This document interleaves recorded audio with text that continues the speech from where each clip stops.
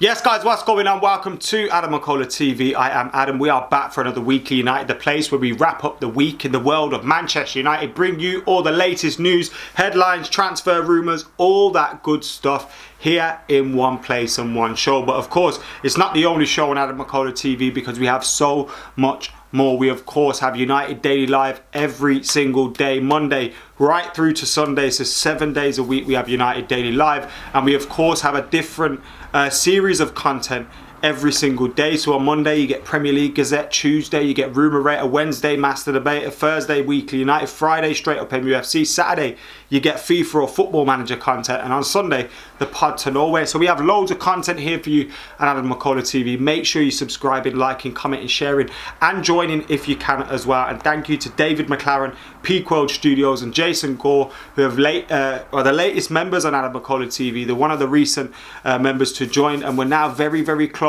to that target of 100 members by the end of June. We're just over 20 away, so click that join button if you can. You get exclusive content, extra member benefits, like you can join the Discord, you get bonuses on this channel, you can enter into Q&As and all that kind of stuff, get your questions in for player interviews, and you help support AdamMcKola TV and the growth of the channel. So thank you to those guys that have already joined, and make sure you're subscribing. So that's all the admin work done. Let's get stuck into the Weekly United, the place where we wrap up the week in the world of Man United. And first things first, obviously the world has taken a serious look at a serious topic this week, and rather than use some of my own words like I've done earlier on this week, I thought let's use some of the words of some of the most prominent Manchester United players, and a lot of them have joined in with some of the posts this week.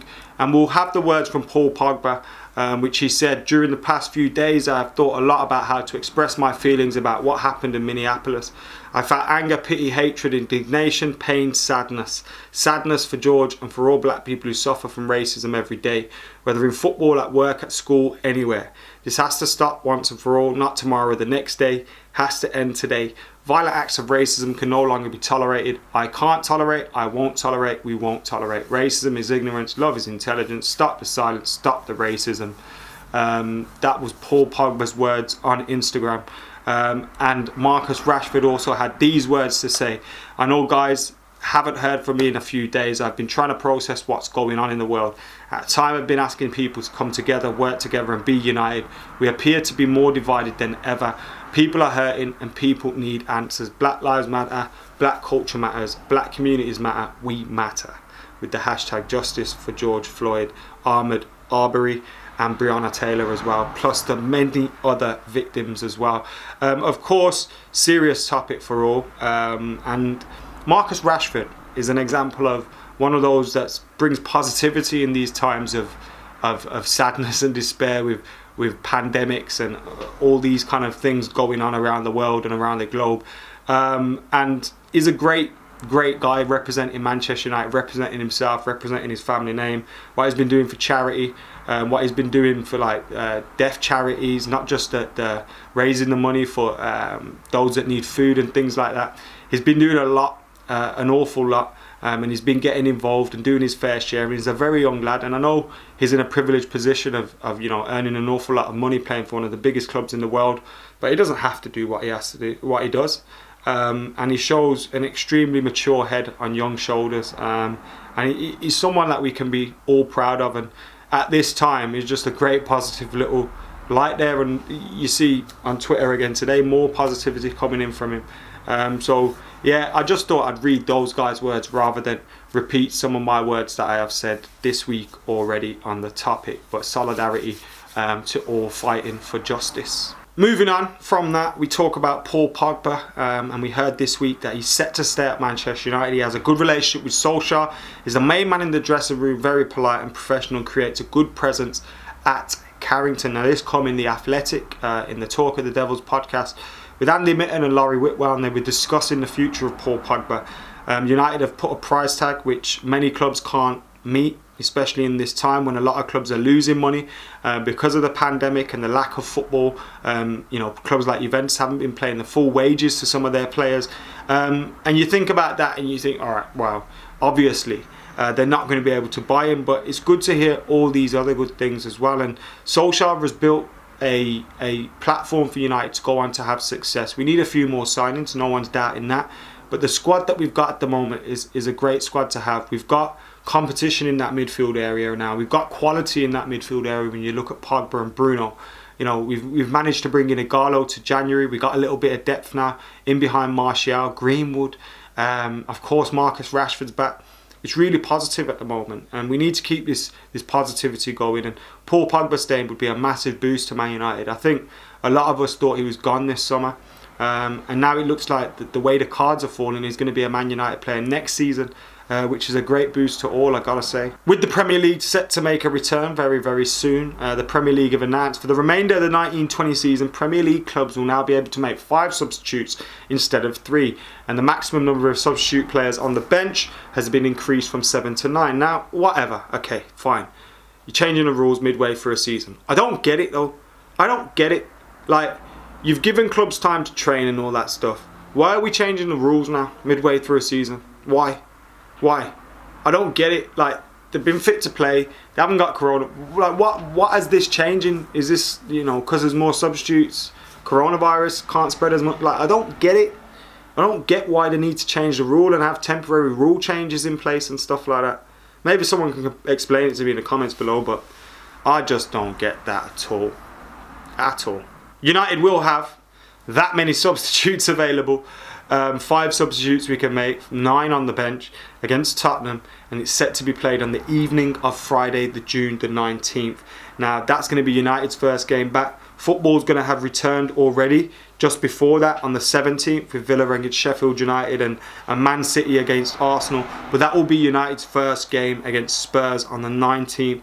And we've obviously got Sheffield United, the FA Cup game against Norwich, and the game against Brighton to follow after that. Now, we've not got confirmation on those, but we're hearing they could be around the 24th, 27th and the 30th, but no confirmation as of yet. Now, we not long signed a new deal. Brandon Williams looks set for another one just less than a year after signing the current deal that he's on.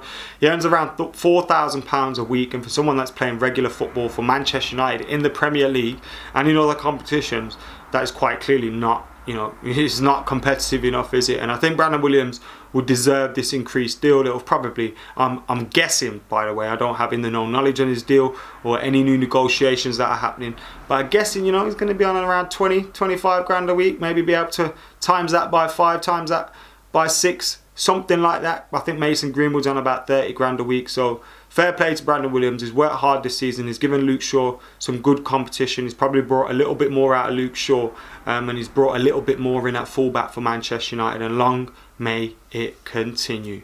Now, we often hear about Jadon Sancho and all these other players, Jack Grealish and all that stuff. Well, Kai Havertz is another one that's been linked with Manchester United recently this week.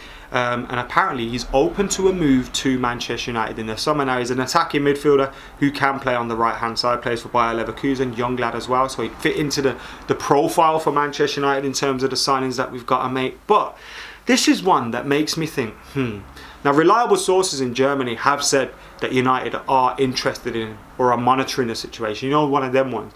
Now, whether that means it will materialise into a bid remains to be seen. Around £50 million, some of the price tags are being flown around. You could possibly get him for less than that because Bayer Leverkusen are going to be in a position where they need to sell him.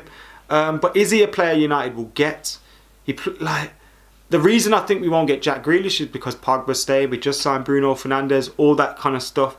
So wouldn't Kai Havertz fall into the same bracket? Now, I have mentioned before on this channel that Man United this summer may think, because we can get players in on the cheap, cheaper than we would if we waited for another year or another 2 seasons, that maybe we'll push the boat out a little bit more, spend a little bit more money this summer and reduce our spending in the next couple of transfer windows. United may think that is beneficial to them and could push the ball out for someone like a Kai Havertz or a Jack Grealish, in addition to maybe Jadon Sancho if that one comes off like we all hope it would.